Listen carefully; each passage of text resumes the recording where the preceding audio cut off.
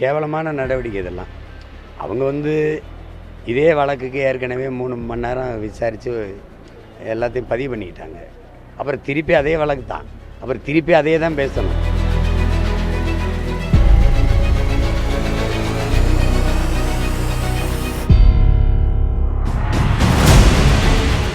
வரேன்னு சொன்னேன், நாளைக்கு இல்லை நாளை மறுநாள் வருவேன். நாளைக்கே வந்தான்னு வர முடியாது, என்ன பண்ணுவேன் நீ? இப்போ என்ன பண்ணுவேன் நீ? திருப்பி வைப்பேன், நீ அதையே தான் பேசுவேன்.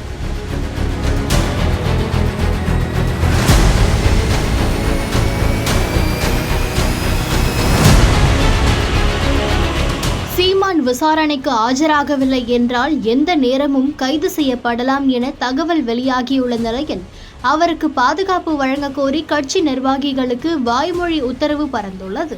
சீமான் இல்லத்திற்கும் விமான நிலையத்திற்கும் ஏராளமான கட்சி தொண்டர்கள் குவிய தொடங்கியுள்ளனர். சீமான் இன்று கைதாகிறாரா? நடப்பது என்ன பார்க்கலாம். தன்னை திருமணம் செய்து கொள்வதாக கூறி சீமான் ஏமாற்றி விட்டதாக நடிகை ஒருவர் வளசரவாக்கம் போலீசாரிடம் புகார் அளித்தார். புகாரின் பேரில் போலீசார் சீமான் மீது வழக்கு பதிவு செய்தனர். இந்த வழக்கை ரத்து செய்ய கோரி அண்மையில் சென்னை உயர்நீதிமன்றத்தில் மனு தாக்கல் செய்தார் சீமான். வழக்கை விசாரித்த நீதிமன்றம் சீமான் மனுவை தள்ளுபடி செய்து உத்தரவிட்டது.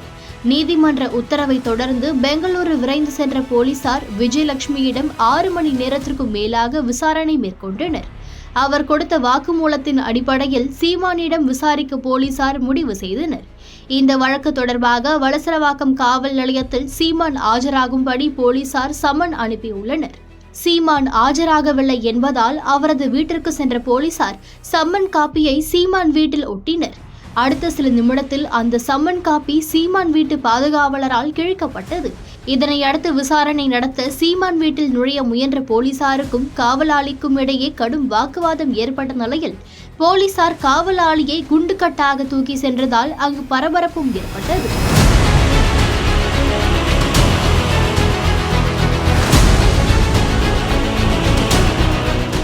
இந்த சம்பவம் குறித்து சீமான் விளக்கம் அளித்தார். நானே விரைவில் ஆஜராவேன், ஆனால் இன்று இல்லை என நேற்று கூறியிருந்தார். நீங்கள் ஒட்டிட்டு போன பிறகு என் வீட்டு கதவுல இருக்கிறத அங்கே வேலை என் தம்பி ஒருத்தர் கிழிச்சிருக்காரு. அதில் என்ன பிரச்சனை? நீங்கள் இது பண்ண நான் தான் வருவேன்னா வருவேன்ல. ஏற்கனவே உங்களுக்கு முன்னாடி நீங்கள் விசாரித்ததுக்கு பதில் சொன்னவன் தானே. நான் வராமல் போயிடுவேன்னா இவ்வளோ பெரிய வேலை செய்கிறவன் இல்லை உங்களை மாதிரி பயந்து ஓடி ஓடிக்கிற கோழைகளா? இல்லை என்ன நான் தான் வருவேன்னு சொன்னேன். அப்புறம் ஏன் இந்த வேலையை செய்கிறீங்க நீங்கள்?